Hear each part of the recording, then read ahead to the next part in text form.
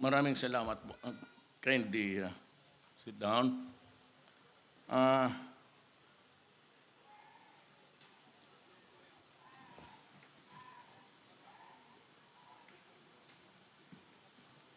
Executive Secretary Salvador Medialdia and the members of the Cabinet, Governor Albert Garcia is here with us, Mr. Ramon Ang,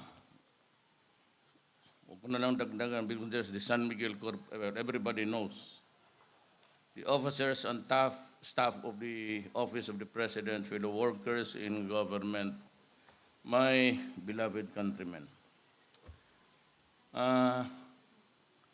I'd like to, para maintindihan ninyo ako, I'd like to tell you a very simple story. My father migrated to Mindanao, married a Mindanaoan lady, and as far as I can remember, we settled in Davao when I was about 5 years old. Davao at the time was a frontier country. And life was hard, really. And I went to public schools, but you know how fate runs this planet. My father became the governor. In that short period, about 10 years, life seemed to be a little bit comfortable, but still not the life that one should desire, especially when you are young and you crave for material things. And I found out when nung mag-asawa ako, it's really very painful to refuse a daughter in si Inday with the things I would ask na hindi mo kaya. You know, I almost stopped my studies here in Mindiola, sa San Beda, after the death of my father. Because then I could remember that we returned almost back to where we came from. Talagang mahirap lang rin kami. And my father died a poor man. And as a matter of fact, late in life, I had to support also my mother and had the house repaired. Ako, may mga bagay-bagay ako na kaya kong bilhin ngayon. Pero sa tingin ko kasi, you know, for all the years, kayong mga taga-Davao, it was a pick-up. May nag-Christmas kasi. Nang Mercedes-Benz, I cannot simply, hindi ko ako sanay. So gusto ko lang sabihin na tayo rito sa gobyerno, hindi tayo dito, wala talaga tayong pera para. But what we remember really are those who like us in this planet. Whether it is a pretended feeling, kasi politiko ako, and everybody would say, ay, politiko yan. Bula lang yan. So, let it be. But in my governance for 23 years, I really did my best to make Davao what it is now. It is hitting the 9% growth, the highest so far in the country. And it was a very troubled world. But being a prosecutor, I had always this in my mind, that I will improve this city, provide employment all I have to do is to make the city peaceful. And because I love my countrymen, and because I love the people, you heard me in the debates. Why am I here? I am here because I love the Philippines and I love the Filipino people. Akala lang nila sloganiri yan. It is as if just to impress people of your patriotism or your passion for your fellow men. Baka ganun nga. Pero huwag kayong magkumpiyansa sa akin. Kasi sa Davao, nung sinabi ko, do not mess up with the people here. Kasi madalas ang kidnapping, just in the middle of the night, time, pinagpipick up lang nila yung mga tao. Sinabi ko, do not do something now that I am the mayor. I talked to the communists. I told them to, maybe you can just retreat to another province or city. I am not driving you out. But we share the same vision. You are the Communist Party. It is a party of a philosophy in life. Mine is socialism. Why? Because lumaki ako ng mahirap. Ano yung wala akong kotse noon, nagaya na yung mga ibang, mayroon pa rin yung kagang-kagang Opel Kadett, which was really a second-hand car bought by my mother. So yung sinabi ko sa mga tao, huwag mong galawin ang mga tao dito. And that statement came out first during my inauguration. In the press con, I said, go out of the city, kayong mga durugista. Do not destroy the young here in the city, or I will kill you. At sinabi ko, kayong mga kidnapper, at yun yung lumabas that Duterte admits killing suspects. Actually, ang media ang maglaro niyan eh. You know, people judge best when they condemn. It was actually, ayaw ko nang pag-usapan kasi talagang inkwentro yun. They kidnapped a Chinese girl, brought her to Cotabato, detained her there for about 2 months, but they made the mistake of returning the victim, the hostage, doon mismo sa bahay. Talagang walang utak ang mga, talagang torpe. So napunta sila doon, kumain pa sila sa bahay ng victim, pinaluto pa nila. But downstairs, I was really waiting for them. So, it was a massacre, 3 of them. We were only 4 people then. General Stares was retired, ako pati yung driver ko, at yung aide niya. Ngayon ang pinakita ko sa I said, I will really kill you. Do not with me. Ngayong presidente na ako, I have my sworn duty to protect the young. Wala na tayo eh. This Christmas is just a ritual every year for us to meet together to share the goodwill. Pero we have this purpose in life. You know very well that nobody really campaigned for me. Or at least some.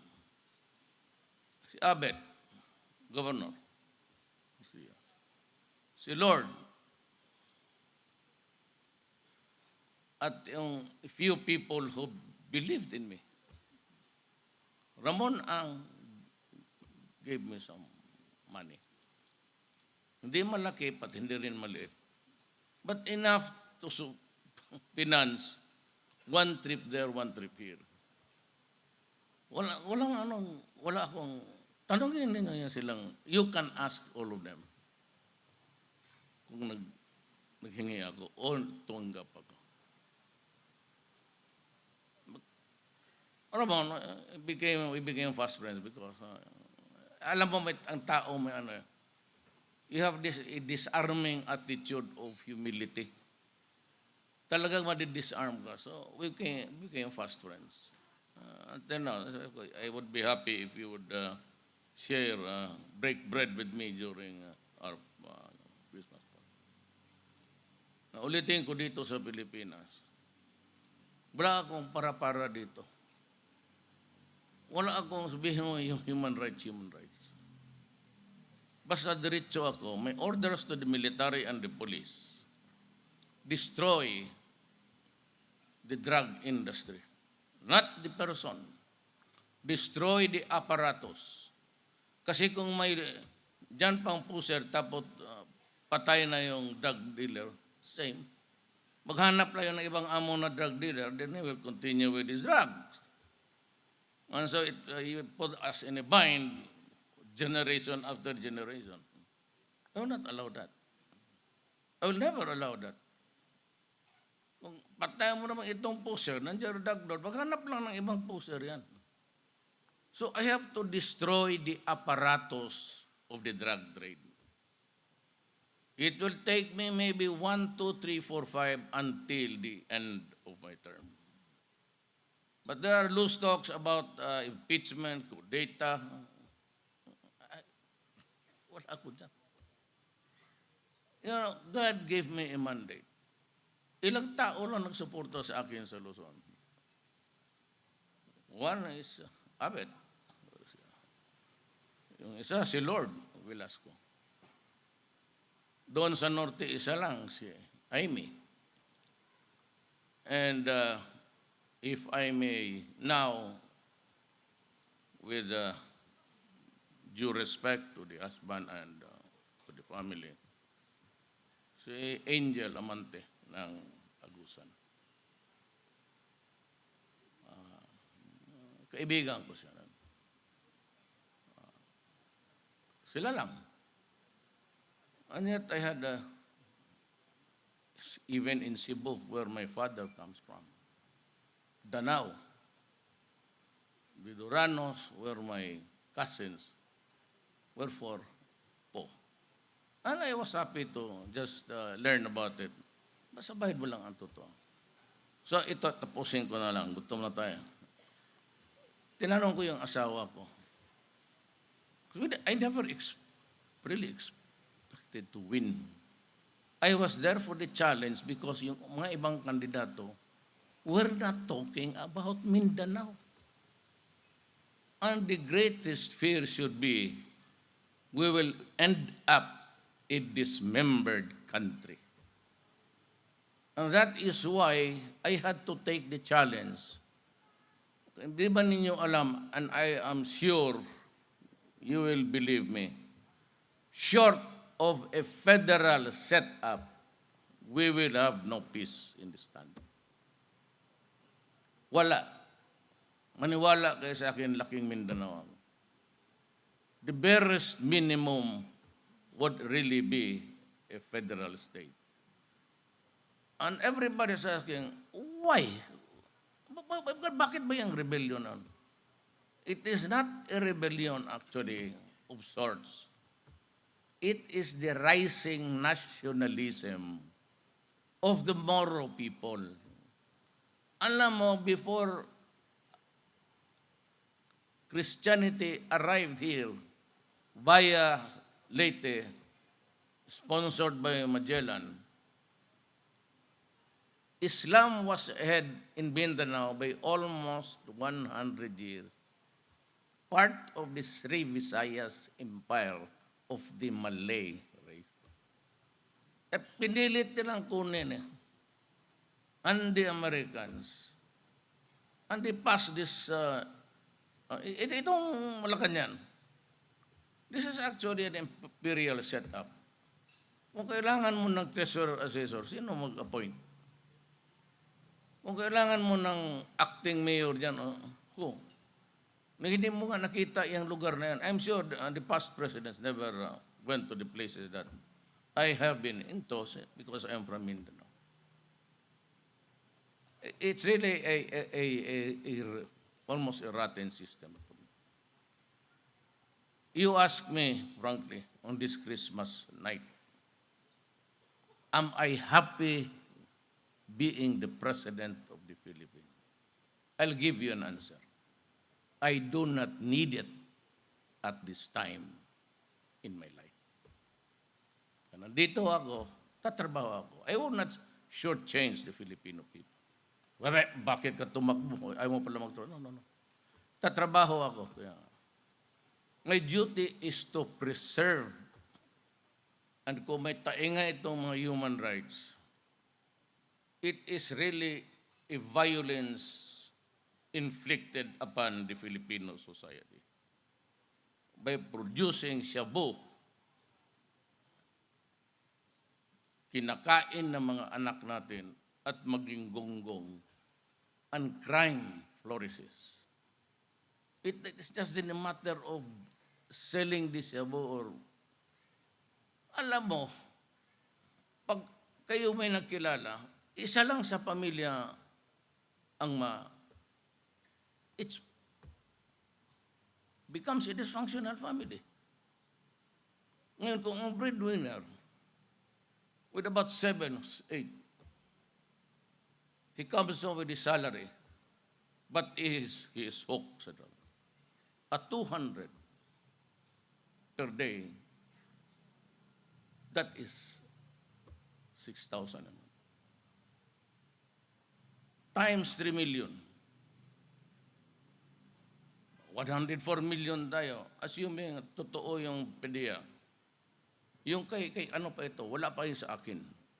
Mine, I'm still counting, but I'm nearing the 900. I will hit 1 million by the year's end.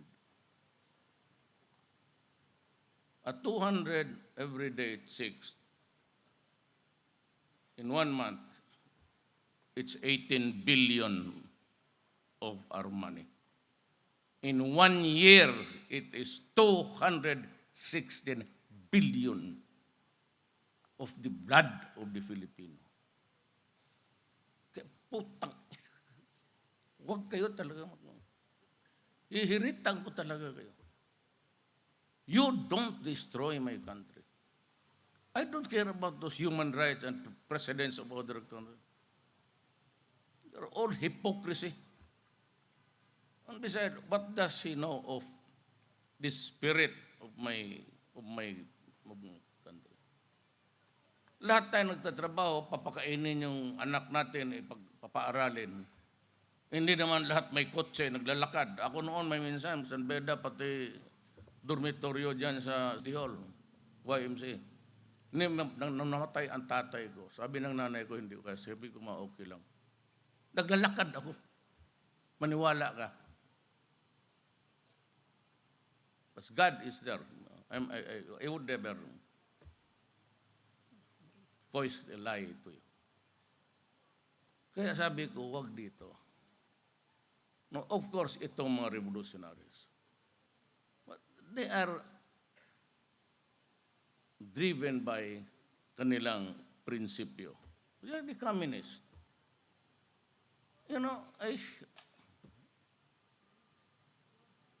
I used to participate in the demonstrations there. When my father knew about it, because he was a cabinet member of the first years of Marcos, he called me there and said, if you do not stop, I will resign. Kaya ako na ito. Sabi ng tatay ko, do not put me in a very compromising way. I respect your belief, but at least show a little bit of. Diyan, pinatawag ako. Sumasali ako dyan. He was a cabinet member, but the Secretary of Non-General Services, tatay ko, the first term of Marcos. But that's only my link with them. May sabihin ka, ako Marcos boy, gagawain ko sila.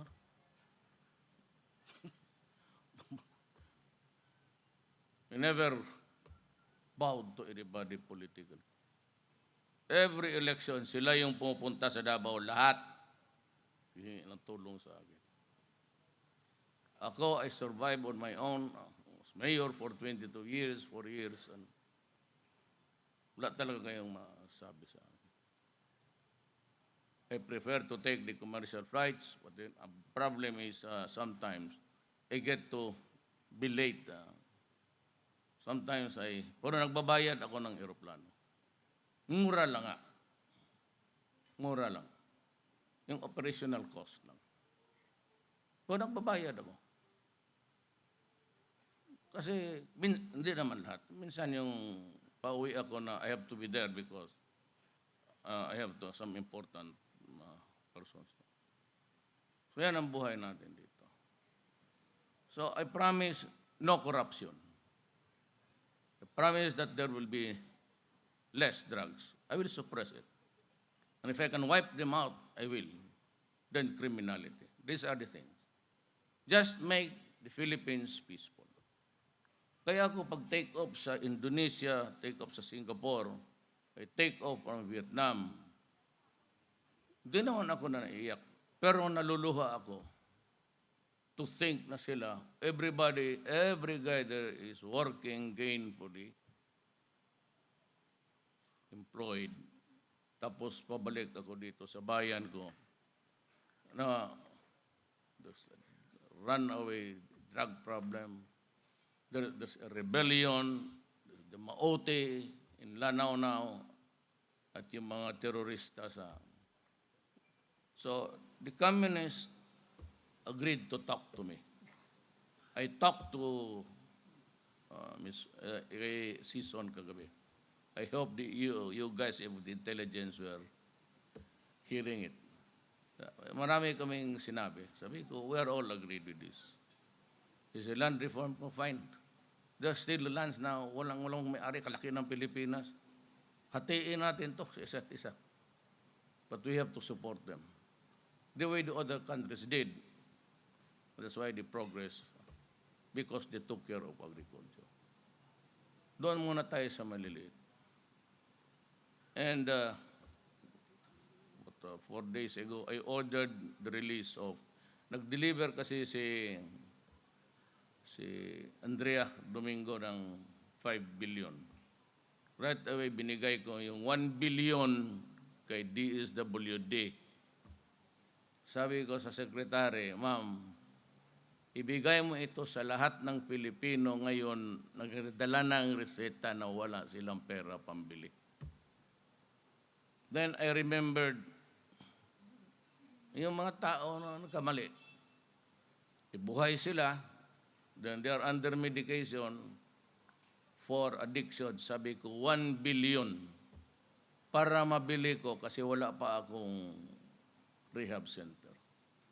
Were it that I said for the good soul of one Chinese singular guy, siyang nagsabi, pumunta dito, naglamano sa akin, dyan sa opisina. Tapos said, I'll build you a facility good for 10,000 addicts. In about 3 months, he finished the job, fabricated lahat, and passed by my office, said his goodbyes, and I have not heard from him ever since. Because sabi ko, itong alay ko, sinisiraan pa ako, and, mayroon kaming idiom sa Bisaya. I'm sure it applies to all. Patay gutom. When you say, we do not give you the aid, we don't give you the assistance if you do not do this and not do that. They have been doing it not only to me, but to the other presidents. And I said, you do not treat me like the others. You can have your aid. We will survive. I will look for money to survive. So, mayroon ako ngayon mga rehab this budget next year. And I would like to thank publicly Ramon Ang because they also built or going to build itong rehab center. And not only that, he donated equipments sa ating sundalo sa doon sa where I go every now and then when we have so many soldiers wounded or dead. I make it the point, and even the police, in the drive against drugs. So yan ang policy. Now, to all the military men listening, and to all the police officers and men listening, remember this. Go out and hunt for them. Place them under arrest if still possible. But usually they are not because they are armed. And if you cannot arrest them without your life being in jeopardy, kill the idiot. Sinabi ko sa kanila, and I will protect you. I will protect you. At the end of the day, I will assume full legal criminal responsibility. If I rot in jail, fine. I am old. I can do it for my country. Basta linisin ninyo. Just follow the instruction. It's all legal. Gayong doon sa Albuera, sabi na talagang ni-rub out. But when I was asked by media, I said, I believe in the police.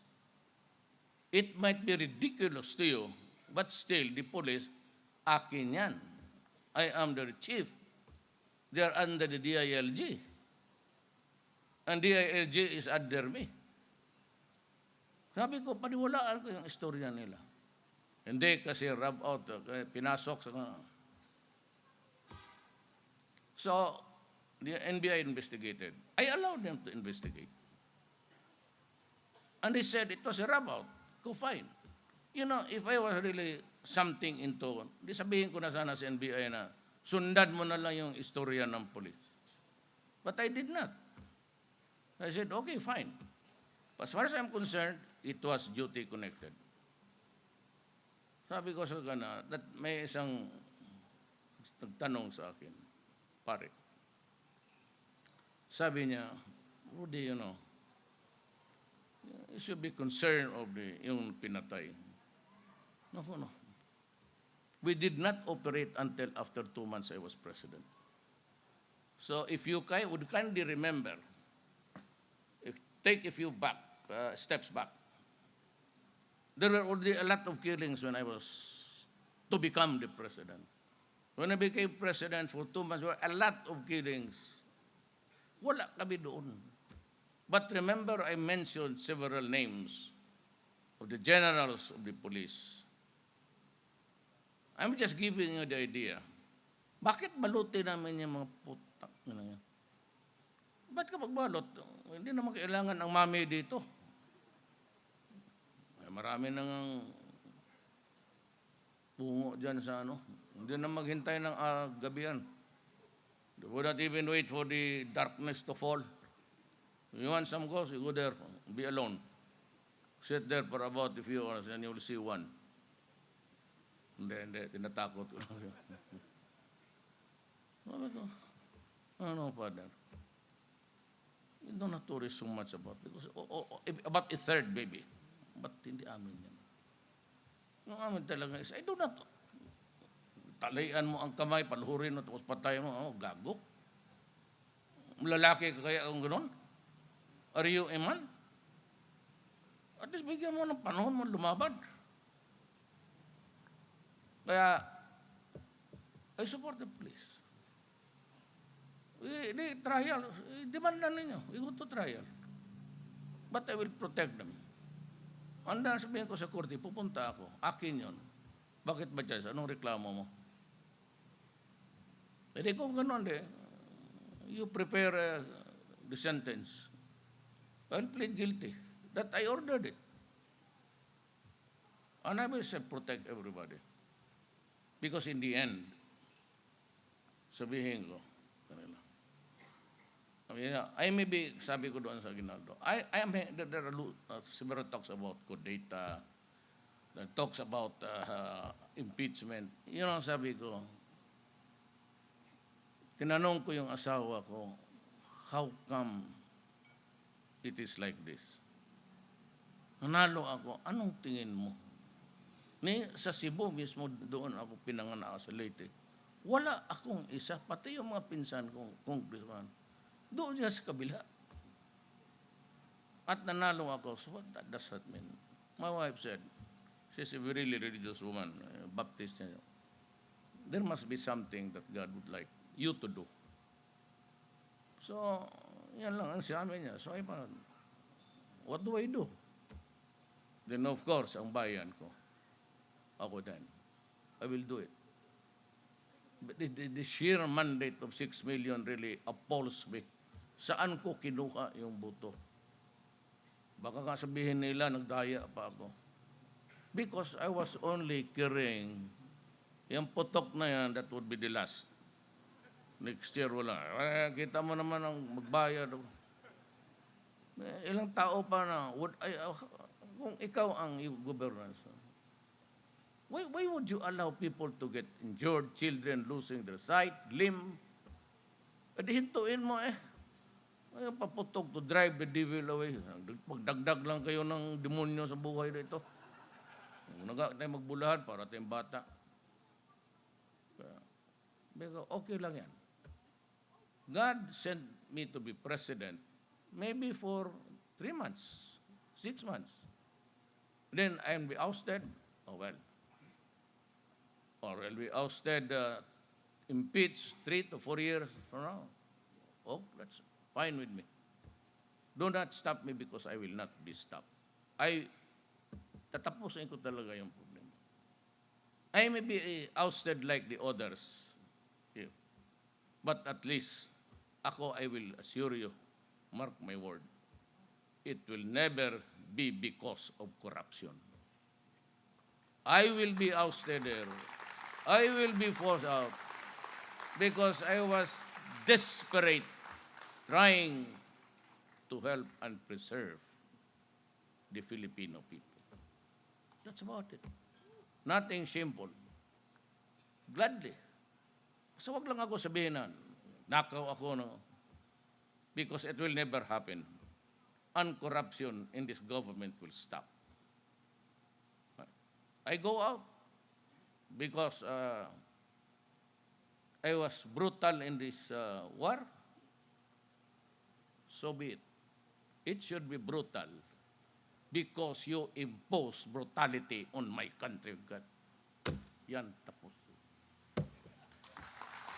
Merry Christmas and Happy New Year.